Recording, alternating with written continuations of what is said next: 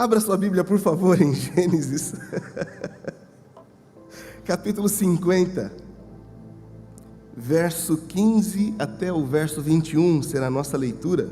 O texto está descrevendo os momentos finais da família dos patriarcas neste registro tão maravilhoso. E é majestoso ler como Deus atua em meio às nossas mazelas, em meio às nossas máculas. Conversando com alguns irmãos que estão lendo a Bíblia conosco, falam, mas como pode Deus, santo e perfeito, compartilhar o seu plano e agir através de homens tão imperfeitos?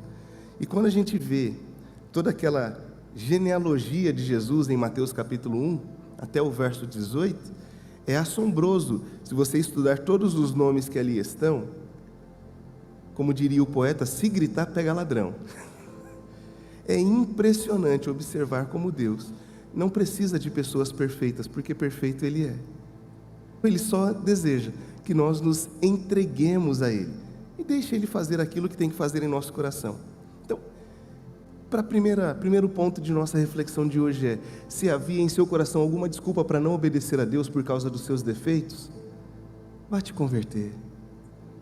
Só se entregue, se lance nas mãos daquele que é perfeito e deixe Ele fazer a obra que Ele quer fazer em você e através de você.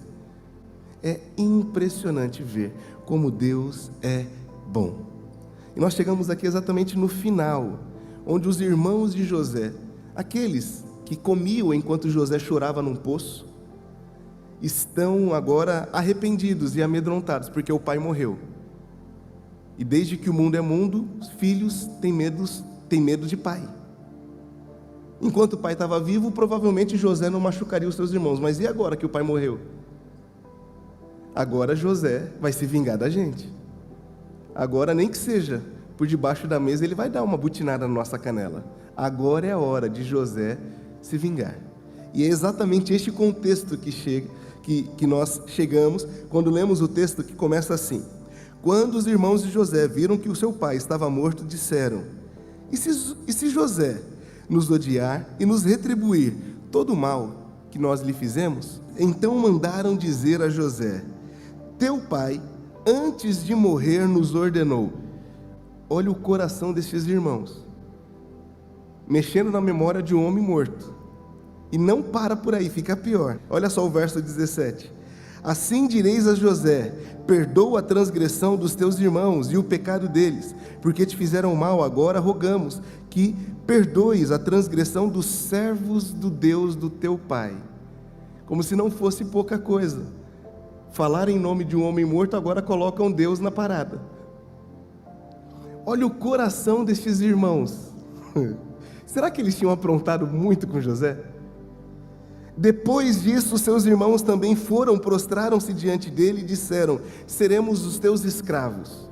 Verso 19, José então lhe respondeu: não temais, por acaso eu estou no lugar de Deus? Certamente planejastes o mal contra mim, porém Deus transformou em bem, para fazer o que se vê neste dia, ou seja, conservar muita gente com vida. Repita comigo, por favor: conservar muita gente com vida. Este é o seu propósito, meu querido. E o seu passado? E a sua história? E os seus problemas? E os traumas?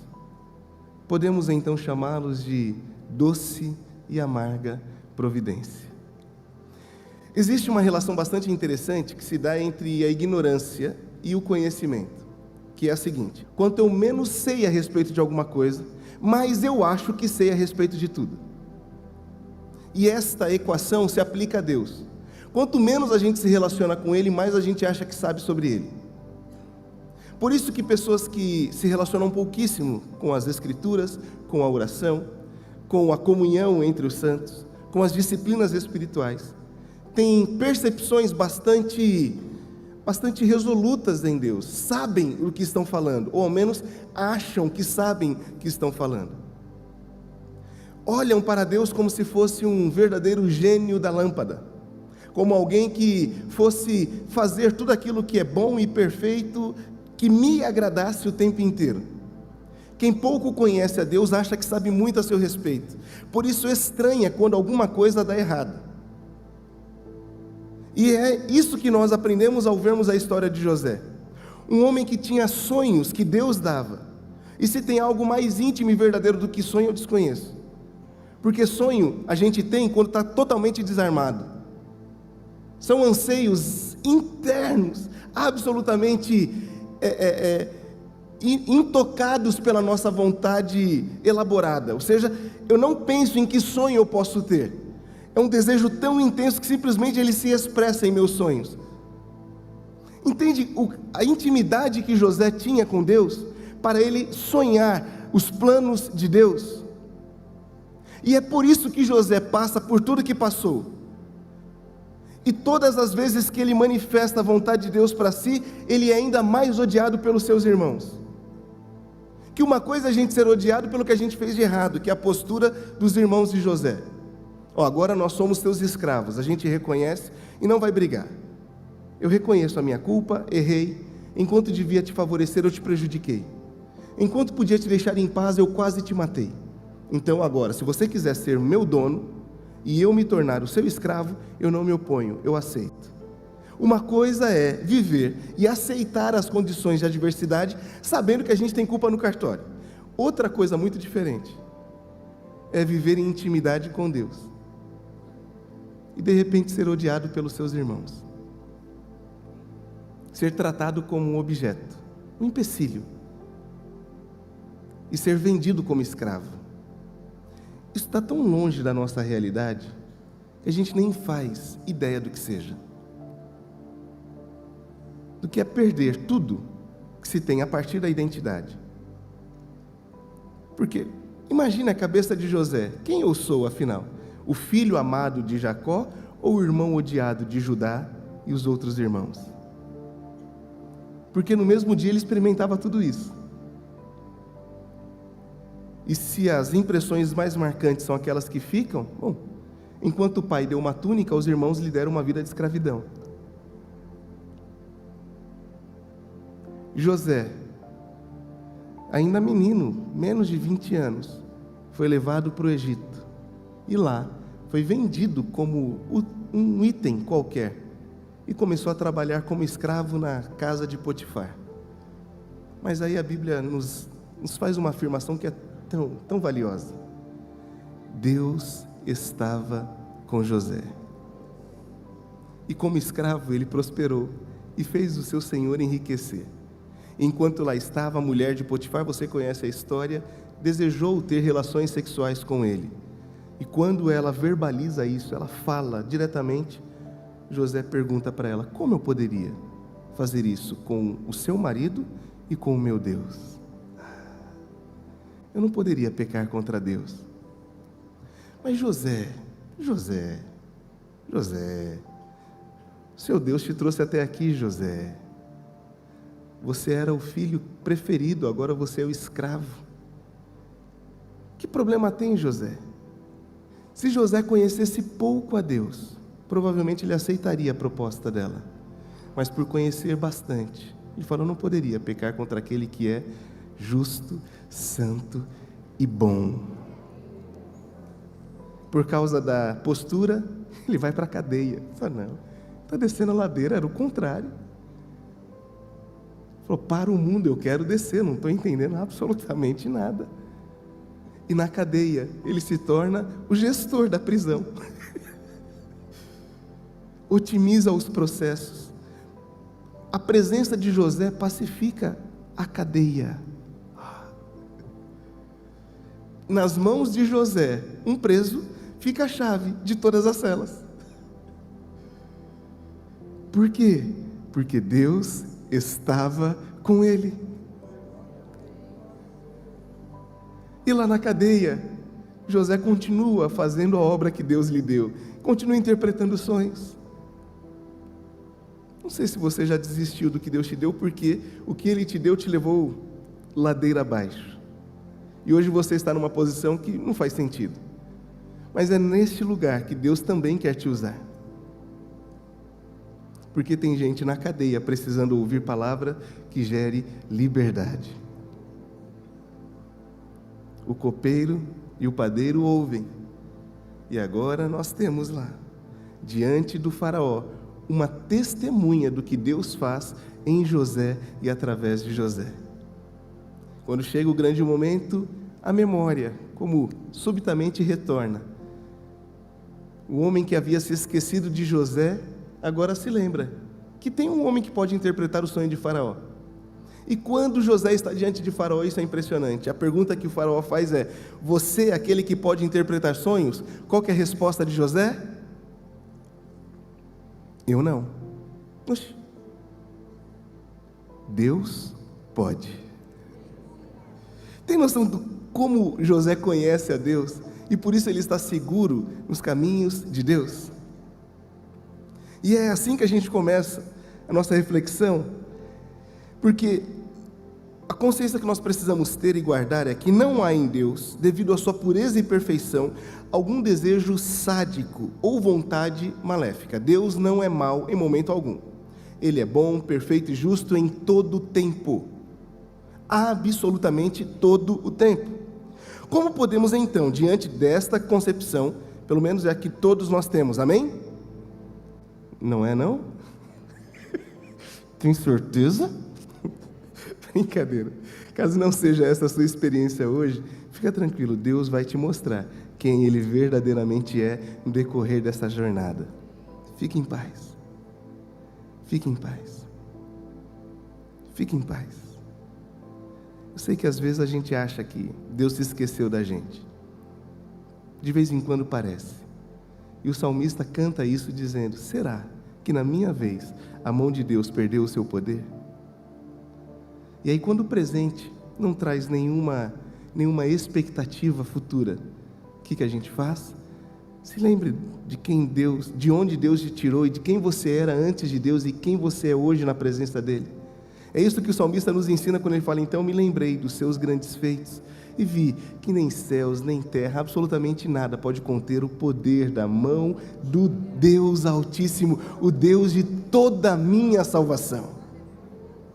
Se acaso hoje você está vivendo este período de dissabor, frustração, lembre-se do Deus da tua salvação.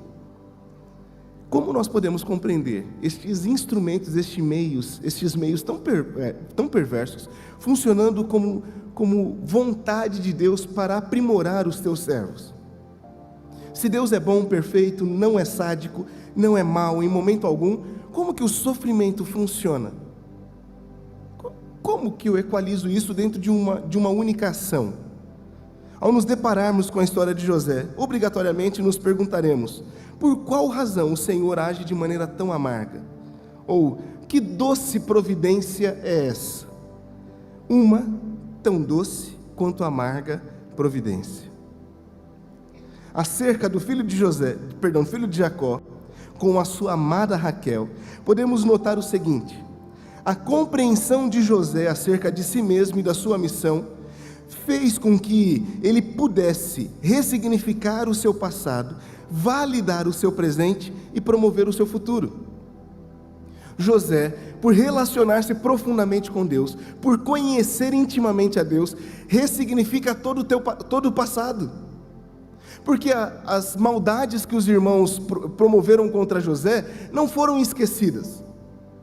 E eu, quando contava essa história para o Pedro e para o Arthur, e tentava segurar o rico para ouvir a história, eu me lembro exatamente na hora que eu mencionei que José foi jogado num buraco, num poço, enquanto os irmãos se alimentavam.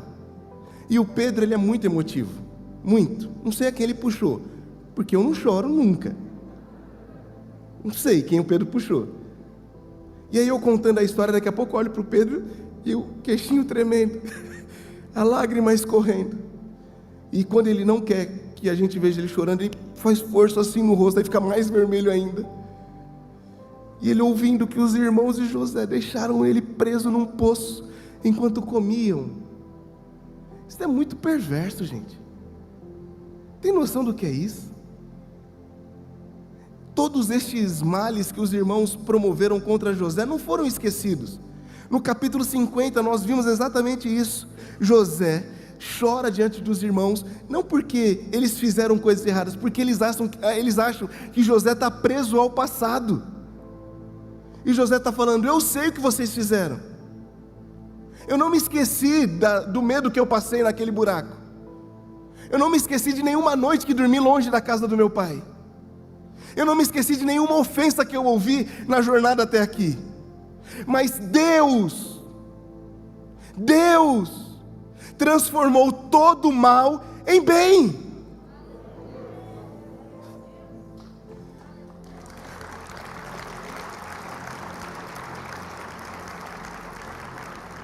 Nós não estamos pregando a aniquilação da memória. Esquece os seus problemas, não dá. Então a fé nos ensina: em Deus ressignifique o seu passado.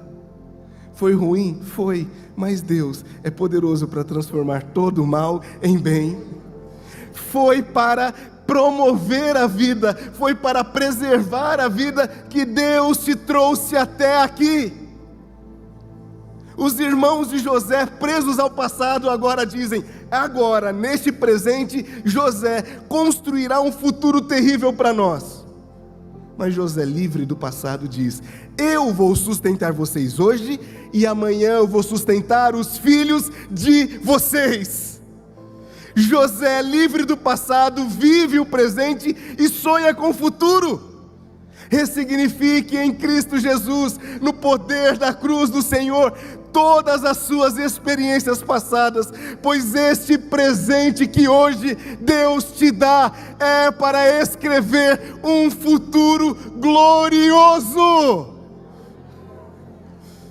Deus transformou todo mal em bem. E essa noção de tempo, sofrimento e espaço, para nós é muito difícil, porque nós estamos limitados ao que sentimos imediatamente. Estamos limitados às coisas que vemos tão somente. Mas nós nos relacionamos com Deus a partir da fé. Não andamos por vista, como temos cantado e como a Bíblia nos ensina. Andamos somente por fé. Porque sem fé é impossível agradar a Deus. Se José tivesse se convertido à urgência do presente, se tivesse permanecido amarrado à maldade do passado, ele não conseguiria dar um próximo passo. Mas nas mãos de Deus, José foi livre das amarguras do passado, consegue compreender que na casa de Potifar ou na cadeia, ele continua sendo filho de Deus. E é por isso que ele se torna nas mãos de Deus uma providência perfeita.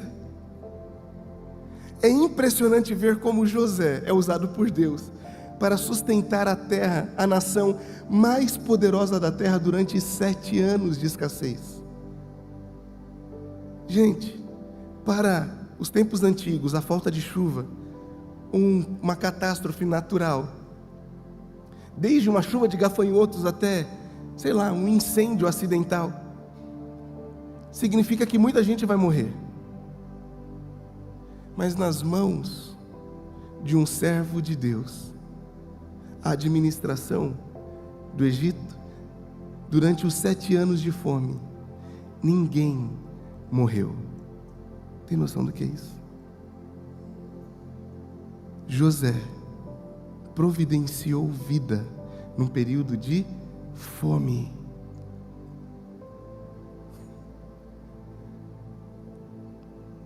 O que me chama bastante atenção é que José entende quem ele é na fila do pão.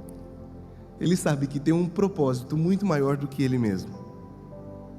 E esta é uma das grandes marcas das pessoas cheias do Espírito Santo. A gente, quando está cheio da carne, a gente se acha a última bolacha do pacote.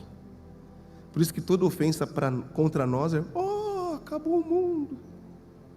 Mas o apóstolo Paulo aos Filipenses, não se esqueça, ele está preso. Ele escreve assim: não me importa o viver ou morrer, porque para mim morrer é lucro, viver é Cristo. Eu, por mim mesmo, estaria na glória, porque para mim é muito melhor, mas sei que por causa de vocês, ainda preciso estar por aqui. E Paulo tinha bastante hater, bastante. Tinha gente que não curtia muito o rostinho lindo do apóstolo Paulo. E alguns pregavam o evangelho, por causa da inveja que tinham de Paulo. E é isso que ele escreve no capítulo 2 da carta aos Filipenses, dizendo: se pregam por inveja, não me importa, o importante é que preguem a Cristo. Paulo está falando: o que falam a meu respeito? O que importa é que falem de Cristo Jesus. Quando estamos cheios do Espírito Santo, a nossa mente é alocada, é posicionada, e nós entendemos que não somos o centro do universo. Nós somos livres de uma idolatria ao nosso próprio umbigo. E as coisas que não acontecem de acordo com a nossa vontade, não tem problema, porque importa que Ele cresça e eu desapareça. Quando somos cheios do Espírito Santo de Deus, nós podemos entender que existe um plano maior do que a nossa vida, e nós simplesmente permitimos que Ele nos use da forma que Ele quer. Quando somos cheios do Espírito Santo de Deus, nós nos permitimos ser usados como instrumento da providência divina, mesmo que isso gere sofrimento, não importa, se Deus for louvado, que assim seja. Que assim seja.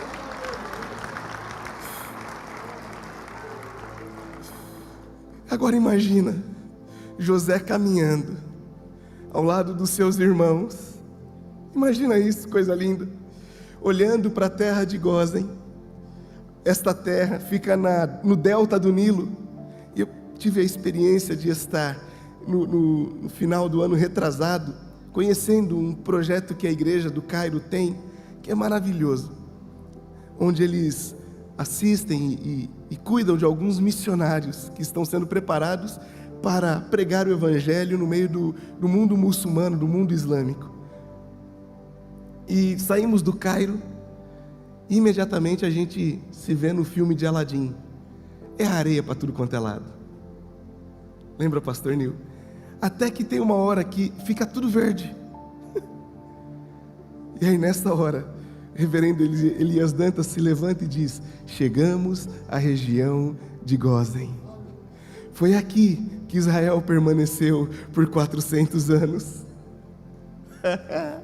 Na melhor parte do Egito, Israel estava assentado. Enquanto o mundo inteiro passava fome, Israel foi por Deus alimentado. Os egípcios, para comer, olha isso, que coisa interessante, começaram a comprar as sementes do faraó. Quando acabou o dinheiro, chegaram diante de José e falaram: acabou o nosso dinheiro. Então José disse: me deem os rebanhos. Mas não tem dúvida, toma, os rebanhos agora são seus. Acabaram os animais, me deem as terras. Sem sombras de dúvidas, as terras agora são suas. Acabaram as nossas terras e ainda temos fome, então agora vocês se tornam escravos. Sim, nos tornamos escravos do faraó. E Israel, durante este período de fome, não precisou despender de dinheiro, porque Deus alimentava. Não precisou vender animais, porque Deus alimentava. Não perdeu nada da terra, porque Deus alimentava. Permaneceu livre, porque Deus a alimentava. Agora imagina José andando e vendo seus irmãos, vendo seus sobrinhos correndo, um dando peteleco na orelha do outro, e os pais riem para trás. A felicidade no coração de um homem que vive o projeto de Deus. Imagina ele vendo os filhos e os filhos dos seus filhos comendo de manhã, de tarde, de noite, deitando, descansando, levantando e trabalhando, não morrendo de fome, mas sendo preservados em vida. Ao invés de ficar olhando para o passado de amargura, É para essa visão futura que Deus quer te carregar. Deus, no seu poder e sua suficiência, quer te dar esta visão. Você não vai morrer em seu passado de amargura. Através da sua vida, através das nossas vidas, Deus vai alimentar o seu povo. E se você crê, levanta a sua mão. Nós veremos o grande trabalho que Deus tem a realizar através de nós. Nós veremos. Por fim, nós precisamos entender que o desafio maior para os irmãos de José era entender que aquele menino, aquele indefeso rapaz, não estava mais preso num poço. Porque é difícil, eu sei, alguns irmãos de vez em quando pedem desculpa. Eu não tenho nenhum problema com isso. Que me chamam de você. Eu falei, tem problema. Ou me chamam pelo nome. Eu falei, continuo sendo Mateus. Foi assim, é que eu te vi pequenininho. E hoje te chamar de senhor é tão estranho. Eu falei, imagino. Tem gente que me viu crescer aqui. Que privilégio. Tem gente que me vê hoje falando, não é possível que era aquilo lá. Imagina a dificuldade para os irmãos de José em olharem para o governador do Egito. É o mesmo? É o menino que a gente jogou no poço? Sim e não.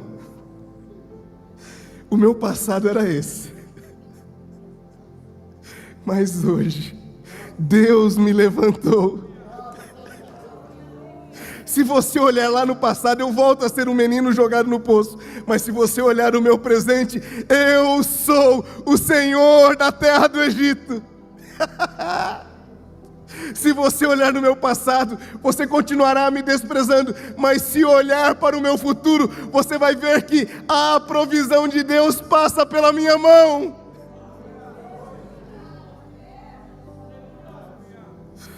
O maior desafio para os irmãos de José era pararem de olhar para o passado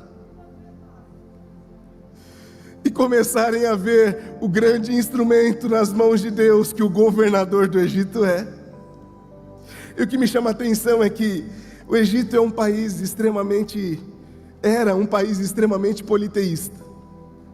Hoje é um país muçulmano, mas eles tinham deuses para tudo quanto é lado. Muitos deuses. Mas no templo de Karnak, templo de Luxor, um templo menor na cidade de Luxor, tem um registro histórico, porque eles escreviam as histórias na parede. E tem um registro histórico que fica bem no alto assim das paredes, onde todas as divindades estão riscadas e apagadas. E somente um Deus permanece lá, que eles chamam de Re ou Ra, que é o Deus Sol. É interessante que o faraó se acha filho deste Deus. Esta é a percepção que eles têm. O faraó é uma divindade para eles. E aí, quando estávamos nesse templo de Luxor, eu perguntei para a guia, falei, por que vandalizaram isso aqui? Quem foi o brasileiro que veio com uma gilete? Que a gente é a gente em qualquer lugar do mundo. Ela falou, não foi vandalismo. É que em todas as dezenas de dinastias egípcias, apenas um faraó abandonou a adoração de muitos deuses e passou a adorar um Deus só. Ela falou, e coincide com alguns registros históricos de que nessa época havia um profeta nessa terra chamado José. Você tem noção do que é isso? Deus vai usar este passado amargurado para te transformar numa doce, providência para um futuro esperado. Os reis e os seus súditos vão ser alimentados através da sua vida. Portanto, em nome do Senhor Jesus, deixe o passado para trás. Em Deus, viva o presente, sonhe com o futuro e providencie a vida para quem está ao seu redor. Que Deus te abençoe.